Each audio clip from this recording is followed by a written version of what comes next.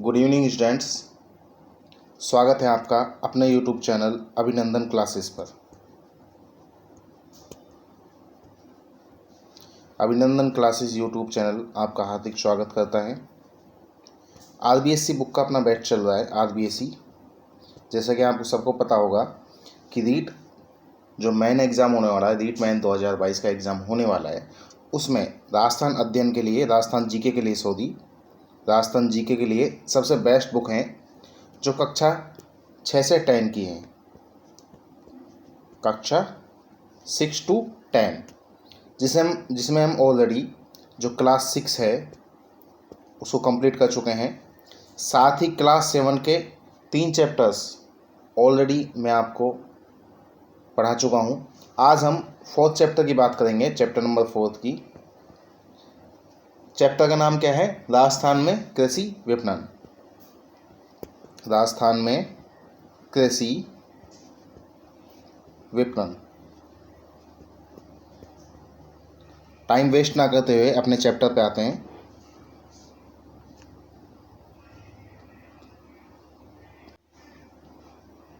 आज अपना chapter start करते हैं, राजस्थान में कृषि विपणन। देखिए चैप्टर का इंट्रोडक्शन देखिए। नाथू एक किसान है जिसने अपने खेत पर मूंग की फसल पैदा की है। पिछले वर्ष मूंग की कीमत बहुत अधिक थी, अतः क्षेत्र के सभी किसानों ने मूंग की फसल ही बोई। परिणाम ये हुआ कि अब मूंग की पैदावार अधिक होने से उसे बेचने में कठिनाई का सामना करना पड़ रहा है। स्थानीय स्तर पर उसने फसल को बेचने के लिए काफ़ी प्रयास किए। यदि कोई फसल खरीदने को तैयार भी होता तो दाम बहुत कम देना चाहता है। इससे नाथू काफ़ी परेशान है।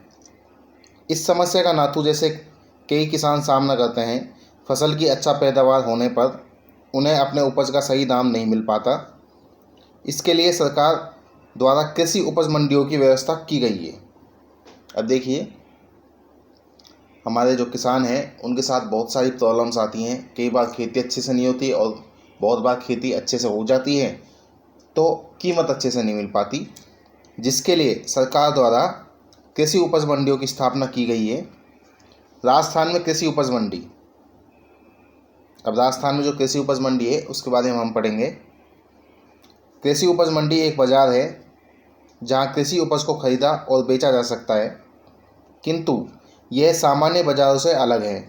यह बाज़ार न केवल कृषि जिन्सों की बिक्री और खरीदों की सुविधा प्रदान करता है, बल्कि क्षेत्रीय विकास और ग्रामीण कल्याण में भी मदद करता है। इन बाज़ारों के माध्यम से किसानों को अपनी उपज का उचित मूल्य दिलाने का प्रयास किया जाता है।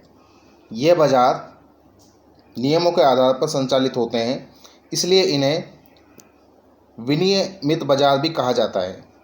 इन बाज़ारों का विनियमन कृषि विपणन बाजार समिति द्वारा किया जाता है। अब देखिए जो राजस्थान में कृषि उपज मंडी स्थापित की गई हैं वो किस लिए स्थापित की गई हैं? ताकि जो सही मूल्य है वो किसानों को प्राप्त हो सके। जो ऐसे बाज़ार हैं जो उचित मूल्य दिलाने का प्रयास किया जाता है जिन बाज़ारों द्वारा, जैसे कि कृषि उपज मंडी, इन्हें विनियमित बाज़ार कहा जाता है। क्या कहा जाता है? इन्हें विनियमित बाज़ार कहा जाता है। हमारे राज्य में भी इस प्रकार की सभी मंडियों की स्थापना तथा विकास के लिए राजस्थान राज्य कृषि विपणन बोर्ड की स्थापना वर्ष 1974 में की गई थी। अब देखिए आपके लिए बेस्ट क्वेश्चन है, पूछा भी जाता है कि राजस्थान राज्य कृषि विपणन बोर्ड की स्थापना कब की गई? तो वर्ष 1974 में इसकी स्थापना की गई थी। ठीक है। यह बाजार बिचौलियों से किसानों का बचाव कर उचित मूल्य पर उनकी उपज को बेचने की सुविधा प्रदान करते हैं। किसान इन बाज़ारों में अपनी फसल ले जाते हैं जिसकी बोली लगाई जाती है। उसके पश्चात सही दामों पर किसान उसे बेच पाते हैं। बड़ी मंडियों में तो दैनिक बाजार भाव की जानकारी देने के लिए उपज के मूल्य लाउड स्पीकर के माध्यम से प्रसारित किए जाते हैं ताकि किसान सही मूल्य पर सौदा कर सकें। अब तो सरकार ने कई मंडियों को ऑनलाइन कर दिया है, जिससे उपज के मूल्य कभी भी पता किए जा सकते हैं। अब देखिए हमारी राजस्थान सरकार द्वारा एक अच्छा प्रयास है कि अब क्या है कि कई मंडियों को ऑनलाइन कर दिया गया है। ऑनलाइन कर देने का फ़ायदा क्या होता है कि किसान भाइयों को पहले ही जो मूल्य है उसका पता लग जाता है। ठीक है, तो उसके अकॉर्डिंग वो अपना जो कृषि है, जो जो उन्होंने उपजाऊ जो भी उगाया है उसको बेच सकते हैं, जैसे कि गेहूँ, बाजरा, जो भी उन्होंने उगाया है।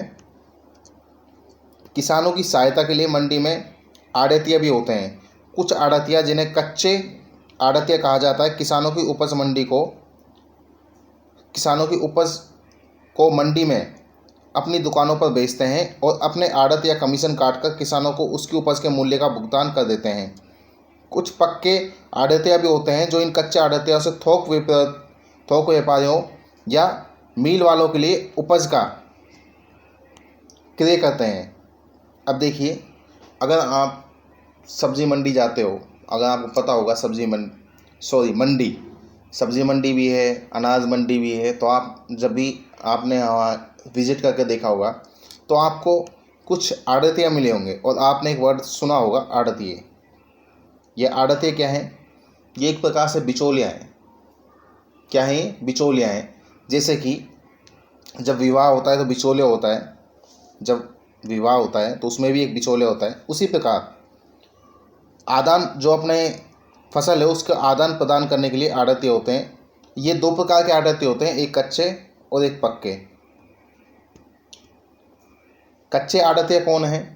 कच्चे, देखिए इसमें बताया भी गया है कि जो किसानों की सहायता के लिए मंडी में आड़तिया भी होते हैं, जिन्हें कच्चे आड़तिया कहा जाता है। किसानों की उपज को मंडी में बनी अपनी दुकानों पर बेचते हैं। अब देखिए, कच्चे आड़तिये वो हैं जो अपनी कुछ शॉप्स होंगी, उन पे बेचेंगे इस माल को और अपना जो भी कमीशन है उसको काट लेंगे, ठीक है। अब कुछ पक्के आड़तिया भी होते हैं। वो इन्हीं कच्चे आड़तियों से थोक व्यापारियों को, मिल वालों के लिए उपज का सामान बेच देते हैं, ठीक है। नेक्स्ट पैरा पे चलते हैं। मंडियों में खरीदारों से बाजार शुल्क तथा मध्यस्थों से लाइसेंस शुल्क वसूल किया जाता है। यह शुल्क इन मंडियों की आय होती है, जिसका प्रयोग इनमें किसानों के लिए अन्य सुविधाएं उपलब्ध करवाने हेतु किया जाता है। अब देखिए, मंडियों में जो खरीदार होते हैं उनसे कुछ बाजार शुल्क लिया जाता है और मध्यस्थों से लाइसेंस शुल्क वसूला जाता है। अब ये किस लिए किया जाता है? ताकि कुछ सुविधाएं, एक्स्ट्रा बेनिफिट्स हम अपने फार्मर्स को प्रदान कर सकें, ठीक है। अब ये देखिए, ये मंडी का चित्र है। आप गए होंगे, अच्छे से पता भी होगा, देखा भी होगा आपने। राज्य के नियमन के लिए कृषि देशों जैसे अनाज, दलहन, तिलहन, कपास, लघु वनोपज आदि को अधिसूचित किया गया है। राज्य की जोधपुर मंडी जीरे तथा कोटे की रामगंज मंडी धनिया तथा मेथी के लिए विश्व प्रसिद्ध है। अब देखिए, जो अपनी राज्य की जोधपुर मंडी है वो किसके लिए प्रसिद्ध है? वो जीरे के लिए प्रसिद्ध है। और कोटा की जो रामगंज मंडी है वो धनिया तथा मेथी के लिए विश्व प्रसिद्ध है। तो ये भी आपके लिए क्वेश्चन है, ये भी इन 3 लाइनों से आपके लिए क्वेश्चन बन जाता है कि कौन सी मंडी जीरे के लिए प्रसिद्ध है और विश्व में धनिया तथा मेथी के लिए कौन सी मंडी प्रसिद्ध है? तो अपने राजस्थान की कोटा की रामगंज मंडी है, ठीक है। तो इनको आपको ध्यान रखना है। कृषि मंडी में किसानों को क्रेता खरीदार नहीं मिलते हैं, तो किसानों को चिंता करने की आवश्यकता नहीं है। ऐसे में सीधे सरकार द्वारा उपज को न्यूनतम समर्थन मूल्य पर किसानों से खरीद लिया जाता है। इस सरकार द्वारा किसानों को उसकी उपज का सही मूल्य दिलवाने का प्रयास किया जाता है। अब देखिए, यदि जो मंडी में खरीदार हैं उनसे सही भाव नहीं मिल पा रहा है किसान भाइयों को, तो सरकार क्या करती है कि न्यूनतम मूल्य पर उनके जो भी फसल है उसको खरीद लेती है, ठीक है। अब देखिए, यह भी जाने कृषि विपणन के अंतर्गत वे सभी गतिविधियां या सेवाएं आती हैं जो कृषि उपज को खेत से लेकर उपभोक्ता तक पहुंचाने में करनी पड़ती है, जैसे परिवहन, प्रसंस्करण, भंडारण, ग्रेडिंग आदि, ठीक है। कृषि उपज मंडी। अब देखिए कृषि उपज मंडी क्या है?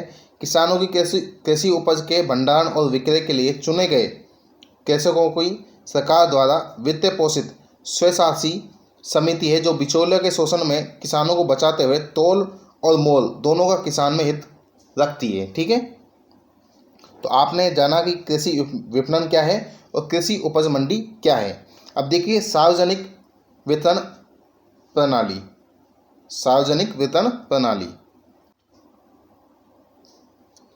हाँ जी, तो सार्वजनिक जो वितरण प्रणाली है इसके बारे में हम देखते हैं। जैसा कि आपने जाना, सरकार नियमित कृषि बाजारों के माध्यम से उत्पादकों अर्थात किसानों को उचित मूल्य दिलाने का प्रयास करती है। सरकार की कोशिश रहती है कि किसानों को उसका उचित मूल्य मिल सके, किंतु सरकार का एक उद्देश्य यह भी होता है कि आम उपभोक्ताओं तक ये उपज एवं अन्य खाद्य सुविधाएं सही दामों में पहुंचे। लेकिन सरकार इसी एक प्रयास में और रहती है कि जो आम यूजर्स हैं, जैसे कि जो भी गेहूं वगैरह खरीदते हैं, हर किसी के घर में तो गेहूं उगता नहीं है, गेहूं किसान के घर में ही उगता है, लेकिन खरीदते तो सभी हैं। तो उनको भी, जो खरीदार हैं, उनको भी सही भाव मिल सके। जो आम उपभोक्ता हैं, आम कंज्यूमर हैं, उनको भी सही भाव में फसल की रेट मिल सके। इसके लिए सरकार ने सार्वजनिक वितरण प्रणाली की व्यवस्था की है। इसके लिए किसकी व्यवस्था की है? सार्वजनिक वितरण प्रणाली की। इसमें किसानों से सरकार द्वारा खरीदी कुछ उपज, विशेषकर अनाज को उचित मूल्य की दुकान या राशन की दुकान के माध्यम से गरीब उपभोक्ताओं तक पहुंचाने का प्रयास किया जाता है। इससे खाद्य सुरक्षा के लिए लक्ष्य की पूर्ति में सहायता प्राप्त होती है। अब देखिए सरकार क्या करती है, आम उपभोक्ताओं के लिए, जो गरीब उपभोक्ता हैं उनके लिए कुछ राशन की दुकानें खोली हुई हैं, उचित मूल्य की दुकान या राशन की दुकानें के माध्यम से जो गरीब उपभोक्ता हैं उन तक जो भी अपना रॉ मटेरियल है, जैसे कि गेहूँ है, बाजरा है, तेल है, इनको पहुंचाने का प्रयास किया जाता है। इससे क्या होता है कि इससे खाद्य सुरक्षा की लक्ष्य की पूर्ति में सहायता प्राप्त होती है।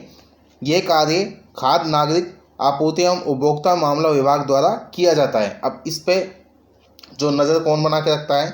इस पे नज़र बना के रखता है खाद्य नागरिक आपूर्ति एवं उपभोक्ता मामला विभाग।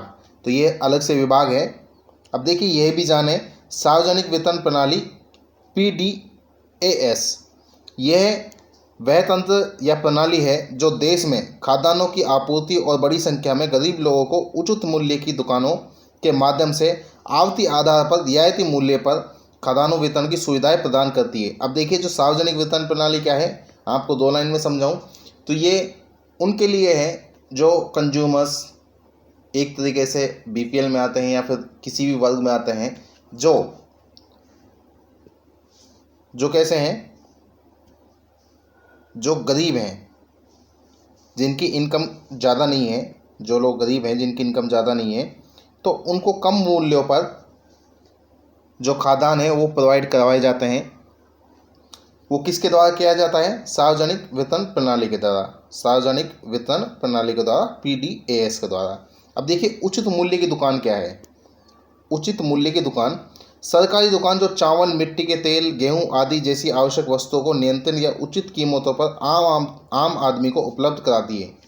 अब देखिए सरकार ने कुछ उचित मूल्य की दुकानें स्थापित की हैं अलग अलग जगह पर, अलग अलग अपने सिटीज़ में, अलग अलग ज़िलों में, गाँव में कुछ ऐसी दुकानें उपलब्ध कराई हैं जिन पे चावल, मिट्टी का तेल, गेहूँ, सरसों का तेल आदि ये सब चीज़ें जो आवश्यक वस्तु हैं, नीडेबल जो चीज़ें हैं, इनको क्या है कि उचित मूल्य पर आम आदमी को उपलब्ध कराती हैं। यही क्या है? उचित मूल्य की दुकान है। ठीक है,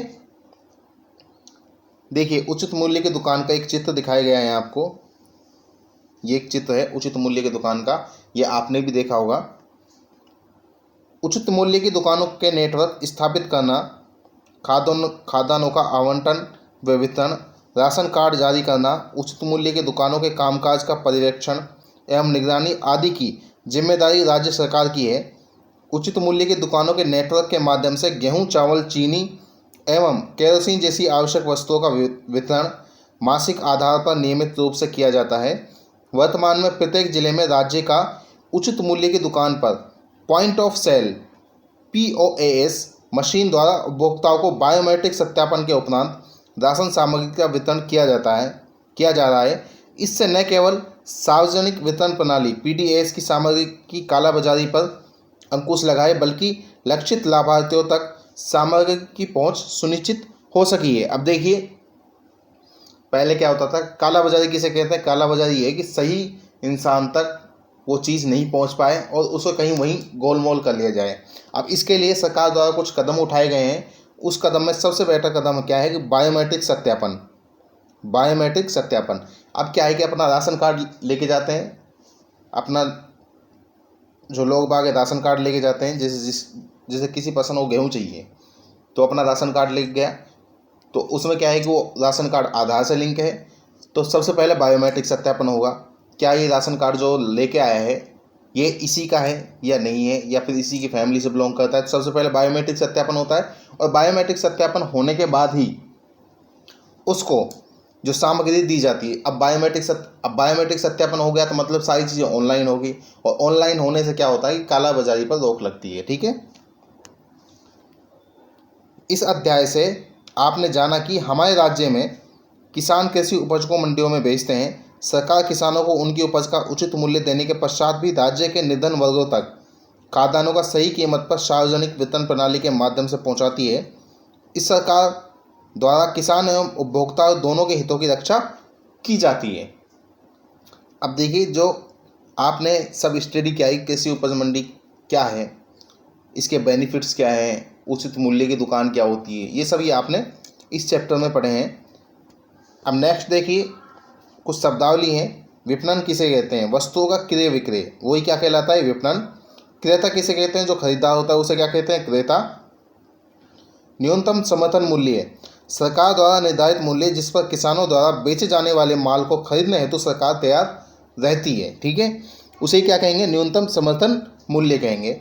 अब कुछ क्वेश्चंस हैं, जैसे कृषि विपणन बोर्ड मदद करता है शिक्षक की, किसान की, विद्यार्थी की, पशुपालक की। तो आपने अच्छे से पढ़ा है कि जो कृषि विपणन बोर्ड है किसकी मदद के लिए है? किसानों की मदद के लिए। कृषि उपज मंडी में मध्यस्थों से वसूला जाता है लाइसेंस शुल्क, परीक्षा शुल्क, बाजार शुल्क, सेवा शुल्क। अब देखिए, ये जो भी क्वेश्चंस हैं आपकी प्रैक्टिस के लिए हैं, तो बेटर है आप इनकी प्रैक्टिस करें। साथ ही रिक्त स्थानों की जो पूर्ति के लिए क्वेश्चन दिए हुए हैं ये भी आपके लिए इम्पोर्टेंट है, तो इन पर भी आपको ध्यान देना है और इनकी साथ साथ में प्रैक्टिस करते हुए चलना है। तो आज का जो अपना लेक्चर है ये यहीं समाप्त होता है। साथ में जो नए स्टूडेंट्स हैं वो प्लीज़ चैनल को सब्सक्राइब कीजिए, और अगर हमारे द्वारा जो आपको पढ़ाया जा रहा है वो पसंद आ रहा है तो प्लीज़ वीडियोज़ को लाइक कीजिए। आज का लेक्चर हम यहीं समाप्त करते हैं। मिलते हैं एक नेक्स्ट लेक्चर में चैप्टर 5 के साथ। Thank you.